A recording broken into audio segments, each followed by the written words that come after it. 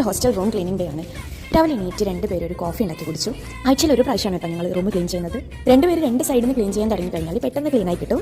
ഇന്ന് സ്കൂളിൽ annual day സെലിബ്രേഷനാണ്. അപ്പോൾ അതുകൊണ്ട് തന്നെ ഇന്ന് 3 മണിക്ക് സ്കൂളിൽ പോകേണ്ടുള്ളൂ. അപ്പോൾ രാവിലെ നമ്മൾ എണീറ്റ് റൂം ക്ലീൻ ചെയ്യാണ്.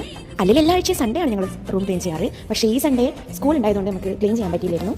എൻ്റെ ഷെൽഫിലാണെങ്കിൽ സാരിയും ഡ്രസ്സും ഒക്കെ ആഴ്ചയിൽ എടുക്കുന്നതുകൊണ്ട് ഒക്കെ മെസ്സായിട്ടായിരുന്നു കിടന്നത്. അപ്പോൾ അതൊക്കെ എടുത്ത് ക്ലീൻ ചെയ്ത് വെച്ചു. അപ്പോൾ ഇതാണ് കേട്ടോ എൻ്റെ ഷെൽഫിൻ്റെ ബിഫോർ ആൻഡ് ആഫ്റ്റർ ഉള്ള അവസ്ഥ. ഒരാഴ്ചയായിട്ട് റൂം ക്ലീൻ ചെയ്യാത്തതുകൊണ്ട് തന്നെ ഒരുപാട് പ്ലാസ്റ്റിക്സും പേപ്പേഴ്സും ഒക്കെ ഉണ്ടായിരുന്നു റൂമിൽ. അപ്പോൾ അതൊക്കെ അടിച്ച് വാരി കൂട്ടി. ഞാൻ ഒറ്റയ്ക്കല്ല, റൂമിൽ ഞങ്ങൾ 2 പേരും കൂടിയാണ് എല്ലാ പണിയും ചെയ്യുന്നത്.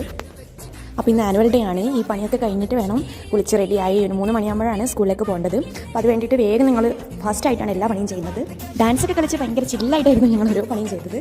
അപ്പോൾ എല്ലാം കഴിഞ്ഞ് ലാസ്റ്റ് റൂം ക്ലീൻ ആയി കിട്ടുമ്പോഴുള്ളൊരു സാറ്റിസ്ഫാക്ഷൻ ഉണ്ട്. അപ്പോൾ നല്ലൊരു സുഖമുള്ള പരിപാടിയാണ്. അപ്പോൾ ഇതാണ് ഞങ്ങളുടെ റൂമിൻ്റെ ക്ലീൻ ആക്കിയതിന് ശേഷമുള്ള അവസ്ഥ. അപ്പോൾ ക്ലീനിങ് കഴിഞ്ഞപ്പോഴേക്കും സമയം 11 മണിയായി.